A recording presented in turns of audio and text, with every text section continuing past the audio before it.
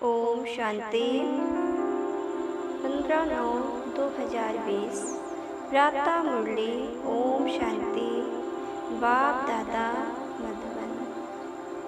मीठे बच्चे, बाप आए हैं तुम्हें ज्ञान का तीसरा नेत्र देने, जिससे तुम सृष्टि के आदि मध्य अंत को जानते हो। बाबा ने कहा कि भगवान धरा पे आया है तुम बच्चों को तीसरा नेत्र देने, जिससे तुम दुनिया के आदि मध्य अंत के राज को जान जाते हो। प्रश्न है, शेरनी शक्तियाँ ही कौन सी बात हिम्मत के साथ समझा सकती है? बाबा ने प्रश्न किया, शेरनी शक्तियाँ ही कौन सी बात हिम्मत के साथ समझा सकती है? उत्तर, दूसरे धर्म वालों को ये बात समझाना है कि बाप कहते हैं तुम अपने को आत्मा समझो, परमात्मा नहीं। आत्मा समझकर बाप को याद करो तो विकर्म विनाश होंगे, तुम मुक्ति धाम में चले जाएंगे। परमात्मा समझने से तुम्हारे विकर्म विनाश नहीं हो सकते ना। ये बात बहुत हिम्मत से शेरनी शक्तियाँ ही समझा सकती हैं। समझाने का भी अभ्यास चाहिए ना। आज का गीत है, नयनहीन को राह दिखाओ प्रभु। बाबा कहते हैं, किस चीज़ से नयनहीन हो? ये स्थूल आँखों की बात नहीं है, ये बात है हमारी आत्मिक आँखें। जब हमारी आत्मिक आँखें नहीं होती हैं तो हम जैसे अंधकार में रहते हैं। हम पूरी दुनिया तो देखते हैं, लेकिन अज्ञानता के कारण हम अपने आप को पहचान नहीं पाते कि मैं कौन हूँ, कहाँ का हूँ और कहाँ का रहने वाला हूँ। मुझ आत्मा का असली में ठिकाना कौन सा है? इसलिए हम प्रभु से कहते हैं, हम परमात्मा से कहते हैं, हे प्रभु नयनहीन को राह दिखाओ प्रभु। ओम शांति। बच्चे अनुभव कर रहे हैं ना, रूहानी याद की यात्रा में कठिनाई देखने में आती है। भक्ति मार्ग में दर दर ठोकरें खानी ही होती है ना। अनेक प्रकार के जब तब यज्ञ करते, शास्त्र आदि पढ़ते हैं, जिस कारण ही ब्रह्मा की रात कहा जाता है। आधा कल्प रात, आधा कल्प दिन, ब्रह्मा अकेला तो नहीं होगा ना। प्रजापिता ब्रह्मा है तो जरूर उनके बच्चे कुमार कुमारियाँ भी होंगे, परंतु मनुष्य नहीं जानते हैं। बाप ही बच्चों को ज्ञान का तीसरा नेत्र देते हैं ना, जिससे तुमको सृष्टि के आदि मध्य अंत का ज्ञान मिला हुआ है। तुम कल पहले भी ब्राह्मण थे और देवता बने थे ना। जो बने थे वही फिर बनेंगे। आज सनातन देवी देवता धर्म के तुम हो, तुम ही पूज और पुजारी बनते हो। भारत ही आधा कल पुजारी बनता है। आत्मा मानती है ना, आत्मा मानती है हम पूज थे, फिर हम ही पुजारी बने हैं। पूज से पुजारी फिर पूज बनते हैं। बाबा ने कहा कि जब हम आत्माएं सतयुग में रहती हैं तो पूज रहती हैं। वहाँ कोई किसी की पूजा नहीं करता है, सभी आत्माएं देवी देवता रहती हैं। लेकिन जब हम द्वापर से नीचे उतरना चालू करते हैं तो हम ही पुजारी हो जाते हैं। यहाँ पे हम खुद को ही भूल जाते हैं और खुदा को भी भूल जाते हैं। भूल जाते हैं कि हमारी आत्मा का पिता कौन है, जाते हैं कि हम कौन हैं। हम अपनी ही पूजा करने लगते हैं। बाबा ने कहा, तुम ही पूज थे, तुम ही पुजारी बनते हो ना। बाप तो पूज पुजारी नहीं बनते। तुम कहेंगे हम पूज पावन सो देवी देवता थे, फिर 84 जन्मों के बाद कंप्लीट पतित पुजारी बन जाते हैं। अभी भारतवासी जो आदि सनातन देवी देवता धर्म वाले थे ना, उन्हों को अपने धर्म का कुछ भी पता नहीं है। तुम्हारी इन बातों को सब धर्म वाले नहीं समझेंगे। जो इस धर्म के कहाँ कन्वर्ट हो गए होंगे वही आएंगे। ऐसे कन्वर्ट तो बहुत हो गए हैं ना। बाप कहते हैं जो शिव और देवताओं के पुजारी हैं, बाप कहते हैं जो शिव और देवताओं के पुजारी हैं उनको सहज है। अन्य धर्म वाले माथा खपाएंगे ना। जो कन्वर्ट होगा उनको टच होगा और आकर समझने की कोशिश करेंगे, नहीं तो मानेंगे नहीं। आर्य समाजियों में से भी बहुत आए हुए हैं, सिख लोग भी आए हुए हैं। आदि सनातन देवी देवता धर्म वाले जो कन्वर्ट हो गए हैं उनको अपने धर्म में जरूर आना पड़ेगा। झाड़ में भी अलग अलग सेक्शन है ना, फिर आएंगे भी नंबरवार। टाल टालियाँ निकलती रहेंगी। वो पवित्र होने कारण उन्हों का प्रभाव अच्छा निकलता है ना।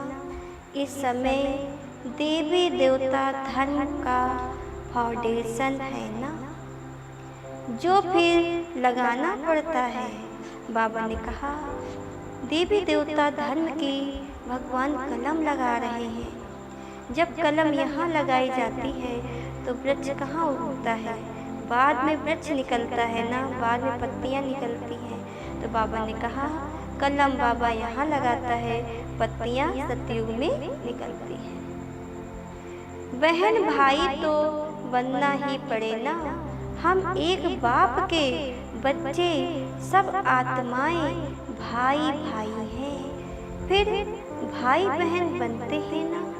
अब जैसे कि नई सृष्टि की स्थापना हो रही है, पहले पहले है ब्रह्मांड। नई सृष्टि की स्थापना में प्रजापिता ब्रह्मा तो जरूर चाहिए ना।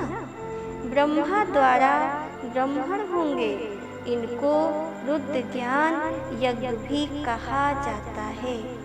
इसमें ब्राह्मण जरूर चाहिए ना। प्रजापिता ब्रह्मा की औलाद जरूर चाहिए। वो है great great grand father Brahma है, पहले नंबर में चोटी वाले। आदम बीवी एडम यू को मानते भी है ना। इस समय तुम पुजारी से पूज बन रहे हो। तुम्हारा सबसे अच्छा यादगार मंदिर दिलवाड़ा मंदिर है। नीचे तपस्या में बैठे हैं, ऊपर में रजाई, और यहाँ तुम चैतन्य में हो। ये मंदिर खलास हो जाएंगे, फिर भक्ति मार्ग में बनेंगे। बाबा ने कहा, जितने भी यहाँ मंदिर बने हुए हैं वो सब खलास हो जाएंगे। फिर 2 युग ये मंदिर नहीं रहेंगे। फिर द्वापर से भक्ति मार्ग में फिर से मंदिर बनना चालू होगा। तुम जानते हो अभी हम राजयोग सीख रहे हैं ना, फिर नई दुनिया में जाएंगे। वो जड़ मंदिर तुम चैतन्य में बैठे हो। मुख मंदिर ये ठीक बना हुआ है। बाबा ने कहा कि वहाँ पे मंदिर में सभी मूर्तियाँ जड़ में बैठी हैं। वो मूर्तियाँ ना बोलती हैं, ना कुछ कहती हैं और ना देखती हैं, बस हम जा करके उनका दर्शन करते हैं। लेकिन यहाँ पे परमात्मा के विश्वविद्यालय में हम आकर चैतन्य में बैठते हैं, शिव बाबा से बात करते हैं। यहाँ की मूर्तियाँ क्या हैं? चैतन्य में हैं। वो मूर्तियाँ देखते भी हैं, सुनते भी हैं और बात भी करती हैं। तो बाबा ने कैसे मूर्तियाँ रची? चैतन्य की रची और मनुष्यों ने जड़ की रची। तो बाबा ने कहा, बच्चे इस पर बहुत अच्छा समझा सकते हो। बोलो, भारत ही स्वर्ग था, फिर अब भारत नरक है। इस धर्म वाले झट समझेंगे, हिंदुओं में भी देखेंगे तो अनेक प्रकार के धर्मों में जाकर पड़े हैं ना। तुमको बहुत मेहनत करनी पड़ती है निकालने में ना। बाबा ने क्या कहा? बच्चे, तुम बच्चों को बहुत मेहनत करनी पड़ती है बच्चों को ज्ञान में निकालने में। अपने को आत्मा समझ ममेकम याद करो बस, और कुछ बात ही नहीं करना चाहिए। जिनका अभ्यास नहीं उनको तो बात करनी भी नहीं चाहिए, नहीं तो बीके का नाम बदनाम कर देते हैं ना। अगर दूसरे धर्म वाले हैं तो समझना चाहिए कि यदि तुम मुक्ति धाम में जाना चाहते हो तो अपने को आत्मा समझो, बाप को याद करो। अपने को परमात्मा नहीं समझो, अपने को आत्मा समझ। बाप को याद करेंगे तो तुम्हारे जन्म जन्मांतर के पाप कट जाएंगे और मुक्ति धाम में चले जाएंगे। तुम्हारे लिए ये मन मना भाव का मंत्र ही है बस। मन मना भाव का मंत्र कौन सा है?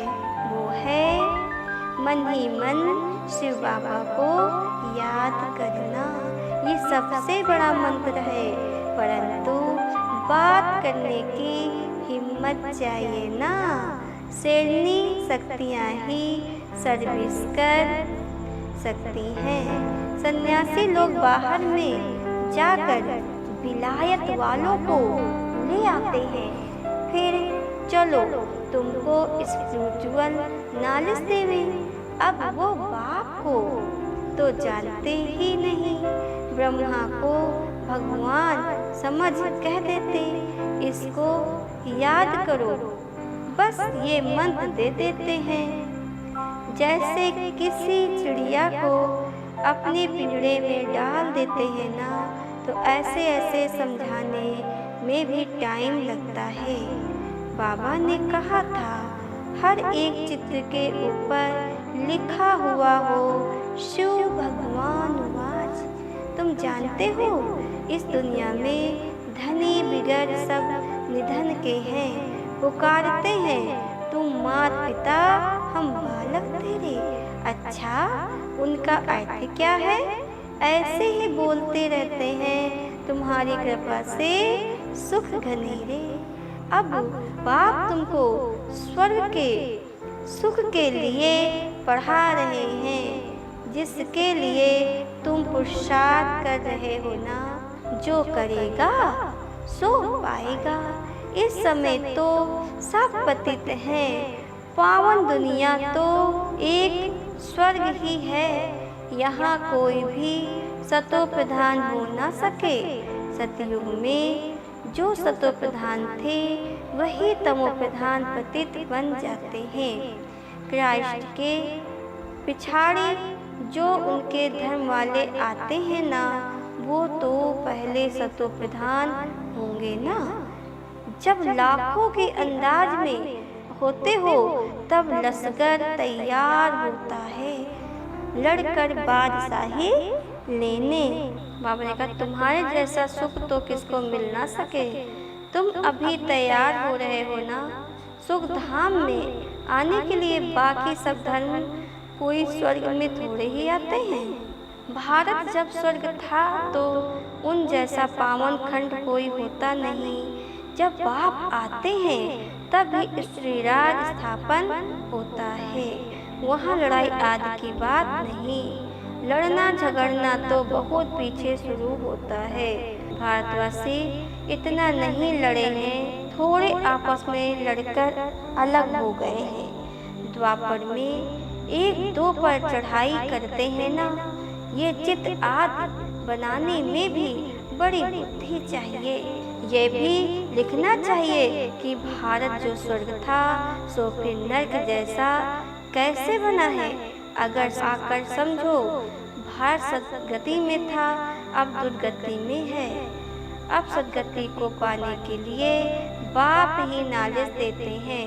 मनुष्यों में यह रूहानी नॉलेज होती नहीं ना, यह होती है परम पिता परमात्मा में। बाप ही नॉलेज देते हैं ना आत्माओं को, बाकी तो सब मनुष्य को ही देते हैं ना। शास्त्र भी मनुष्यों ने लिखी है, मनुष्यों ने पढ़े हैं। बाबा ने क्या कहा, ये जो जितने शास्त्र हैं सब मनुष्यों ने लिखे हैं। इसमें परमात्मा की वो बात नहीं है जो भगवान स्वयं बताते हैं। यहाँ तो तुम्हें रूहानी बाप पढ़ाते हैं और रूह पढ़ती है। पढ़ने वाली तो आत्मा है ना, वो लिखने और पढ़ने वाले मनुष्य हैं। परमात्मा को तो शास्त्र आज पढ़ने की दरकार नहीं। बाप कहते हैं, मैं इन शास्त्रों आदि से किसको भी सदगति हो नहीं सकती। मुझे ही आकर सबको वापस ले जाना है। अभी तो दुनिया में करोड़ों मनुष्य हैं। सतयुग में जब इन लक्ष्मी नारायण का राज था तो वहाँ 9 लाख होते हैं। बहुत छोटा झाड़ होगा। फिर विचार करो, इतनी सब आत्माएं कहाँ गई? ब्रह्म में व पानी में तो नहीं लीन हो गई? वो सब मुक्ति धाम में रहती हैं। बाबा ने क्या कहा, यहाँ की जितनी आत्माएं मुक्ति धाम में रहती हैं, फिर थोड़ी थोड़ी आत्माएं नीचे आती जाती हैं अपने पाठ अनुसार। बाबा ने कहा, हर एक आत्मा अविनाशी है, उसमें अविनाशी पाठ नोंधा हुआ है जो कभी मिट नहीं सकता। आत्मा विनाश हो ना सके। आत्मा और बिंदी है, बाकी निर्वाण आदि में कोई भी जाता नहीं। सबको पाठ बजाना ही है ना। जब सब आत्माएं आ जाती हैं तब मैं आकर सबको ले जाता हूँ। बाबा ने क्या कहा कि जब सभी आत्माएं इस रंगमंच की दुनिया में नीचे आ जाती हैं तो भगवान आते हैं ले जाने। पिछाड़ी में है ही बाप का पाठ, नई दुनिया की स्थापना, फिर पुरानी दुनिया का विनाश। ये भी ड्रामा में नूंद है। तुम आज समाजियों के झुंड को मानेंगे तो उसमें कोई इस देवता धर्म का होगा, उसको टच होगा। बाबा ने क्या कहा कि बच्चे आर्य समाजियों के झुंड को समझाएंगे तो उसमें कोई इस देवता धर्म का होगा तो उसे टच होगा। बरोबर यह बात तो ठीक है ना। परमात्मा सर्वव्यापी कैसे हो सकता? भगवान तो बाप है, उनसे वर्षा मिलता है ना। कोई आर्य समाजी भी तुम्हारे पास आते हैं ना, उनको ही सैपलिंग कहा जाता है। तुम समझाते रहो, फिर तुम्हारे कुल का जो होगा वह आ जाएगा। भगवान बाप ही पावन होने की युक्ति बताते हैं। भगवान वाच ममेकम याद करो, मैं पतित पावन हूँ। मुझे याद करने से तुम्हारे विकर्म विनाश होंगे और मुक्ति धाम में आ जाएंगे। ये पैगाम सब धर्म वालों के लिए है। बोलो, बाप कहते हैं देह के सब धर्म छोड़ मुझे याद करो तो तुम तमो प्रधान से सतो प्रधान बन जाएंगे। मैं गुजराती हूँ, मैं फलाना हूँ, ये सब छोड़ो। अपने को आत्मा समझो और बाप को याद करो। ये है योग अग्नि, संभाल कर कदम उठाना है। सब नहीं समझेंगे। बाप कहते हैं पतित पावन मैं हूँ, तुम सब हो पतित निर्वाण धाम में भी पावन होने बिगड़ आ ना सके। बाबा ने कहा तुम सब हो पतित निर्वाण धाम में भी पावन होने बिगड़ आ ना सके। रचना के आदि मत अंत को भी समझाना है। तुम समझने से ही ऊंच पद पाएंगे। थोड़ी भक्ति की होगी तो थोड़ा ज्ञान समझेंगे, बहुत भक्ति की होगी तो बहुत ज्ञान उठाएंगे। अगर जो समझाते हैं उनको धारण करना है, वहाँ स्त्रियों के लिए और ये सहज है। गृहस्थ व्यवहार में किनारा कर लेते हैं ना, वहाँ अवस्था 60 वर्ष के बाद होती है। गुरु भी तब करते हैं। आजकल तो छोटेपन में ही गुरु करा देते हैं, नहीं तो पहले बाप फिर टीचर फिर 60 वर्ष के बाद गुरु किया जाता है। सदगति दाता तो एक ही बाप है, यह अनेक गुरु लोग थोड़े ही हैं। मामले ये तो सब पैसे कमाने की युक्तियाँ हैं। सदगुरु है ही एक, सबके सदगति करने वाला। बाप कहते हैं मैं तुमको इस वेदों शास्त्रों का सार समझाता हूँ। ये सब है भक्ति मार्ग की सामग्री, ये सब है भक्ति मार्ग की सामग्री। बाबा ने कहा सीढ़ी उतरना होता है ना, ज्ञान भक्ति फिर भक्ति का है वैराग। जब ज्ञान मिलता है तभी भक्ति वैराग होता है। इस पुरानी दुनिया से तुमको वैराग होता है, बाकी दुनिया को छोड़ कहाँ जाएंगे। तुम जानते हो ये दुनिया ही खलास होनी है, इसलिए अब बेहद की दुनिया का संन्यास करना है। पवित्र बनने बिगड़ घर जा ना सके। पवित्र बनने के लिए याद की यात्रा चाहिए। भारत में रक्त की नदियाँ होने के कारण फिर दूध की नदियाँ बहेंगी। बाबा ने कहा पहले दुनिया में क्या होगा, पहले रक्त की नदियाँ बहेंगी, खून की नदियाँ बहेंगी, बाद में यही दुनिया बदलकर स्वर्ग बन जाएगी और फिर घी दूध की नदियाँ बहने लगेंगी। बाबा कहते हैं विष्णु को भी क्षीर सागर में दिखाते हैं ना, समझाया जाता है। इस लड़ाई से मुक्ति के गेट खुलते हैं। आगे बढ़ेंगे उतना ही आवाज निकलता रहेगा। अब लड़ाई लगी की लगी, एक चिंगारी से देखो आगे क्या हुआ था। समझते हैं ना कि लड़ेंगे जरूर, लड़ाई चलती ही रहेगी। एक दो के मददगार बनते रहते हैं। तुमको भी नई दुनिया चाहिए तो पुरानी दुनिया जरूर खत्म होनी चाहिए। अच्छा मीठे मीठे सिकरंदे बच्चों, प्रतिमात पिता बाप दादा का याद प्यार गुड मॉर्निंग। रूहानी बाप बच्चों को नमस्ते। हम रूहानी बच्चों की तरफ से रूहानी बाप दादा को याद प्यार गुड मॉर्निंग और नमस्ते नमस्ते नमस्ते।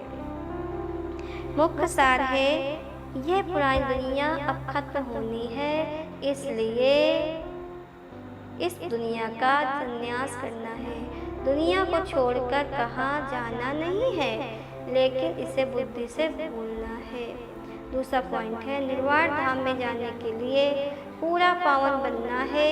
रचना के आत्मतंत्र को पूरा समझकर नई दुनिया में ऊंच पद पाना है।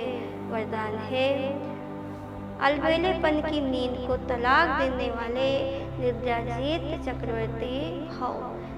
डिटेल है साक्षात्कार मूर्त वन भक्तों को साक्षात्कार कराने के लिए अथवा चक्रवर्ती बनने के लिए निद्राजीत बनो। जब विनाश काल भूलता है तब अलबेलेपन की नींद आती है। भक्तों की पुकार सुनो, दुखी आत्माओं के दुख की पुकार सुनो, प्यासी आत्माओं की प्रार्थना की आवाज़ सुनो। तो कभी भी अलबेलेपन की नींद नहीं आएगी। तो अब सदा जगती ज्योत बन अमृत बेले की नींद को तलाक दो और साक्षात्कार मूर्त बनो। स्लोगन है, तन मन धन मन वाणी कर्म किसी प्रकार से बाप के कर्तव्य में सहयोगी बनो तो सहज योगी बन जाएंगे। आज बाबा ने कहा, बच्चे जो अलबेलापन है उसे बाबा को दे दो। जो नींद है, बाबा ने कहा उस नींद को भी तलाक देना है, क्योंकि सभी आत्माएं चारों तरफ से बुला रही हैं कि हे परमात्मा आओ, मुझे दर्शन दो, हे परमात्मा मुझे सुख दो, शांति दो। तो बाबा ने कहा उस प्यासी आत्माओं को जो देना है वो तुम्हें देना है, क्योंकि वो मुझे जानती नहीं है, तुमको ही उन्हें भी आस को पूरा करना है। क्या बाबा ने कहा, क्या उनकी आवाज़ तुमको सुनाई नहीं देती? बाबा तक तो उस आवाज़ बहुत जाती है, लेकिन बाबा ने कहा क्या तुमको नहीं सुनाई देती है? वो प्यासी आत्माओं को भी प्यास बुझाने वाली आत्मा बनो।